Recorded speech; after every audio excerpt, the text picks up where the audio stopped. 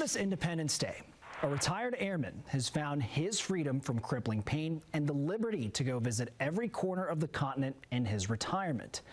Last year, the pain searing in Charlie Hinckley's back was so unbearable he would stay home laying flat, only getting up to grab food. That was near impossible that trip. It wasn't until a fateful doctor's consultation that he and his wife felt he could soon get back on his own 2 feet. How are you feeling? I'm feeling absolutely wonderful. I pretty much am walking, 4-5 miles a day.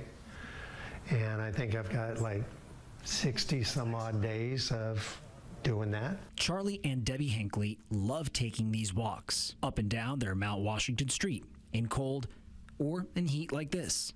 They also love putting miles under their belt. My goal is to cover all 50 states. I'm gonna go there really bad. Mexico is on my definitely. The Hinckley's are slowly but surely filling this map with memories of grand trips. One item on the list for this Air Force veteran was a trip to see 4 past commanders-in-chief, all memorialized in South Dakota. The presidents, I mean, you got to go see that.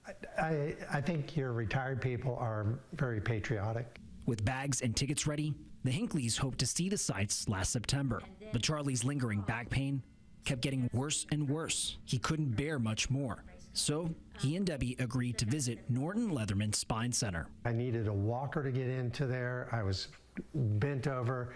I just could not do it. We're looking at the pictures and she's looking over his shoulder and he says, he's pointing and he's like, now as you can see, there's about 30 things wrong here. Even if something bad happened, I would prefer to be, be with the Lord versus,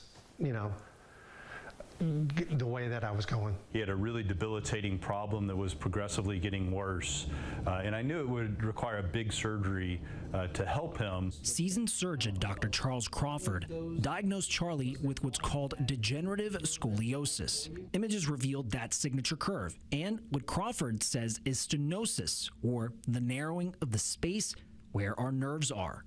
The building pressure would surely make it hard for Hinckley to walk with weak, numb legs. And some of these things are a little tricky because people think it's just a normal aging process for older people to have trouble functioning with those types of problems, but those are things that can be improved with surgery sometimes.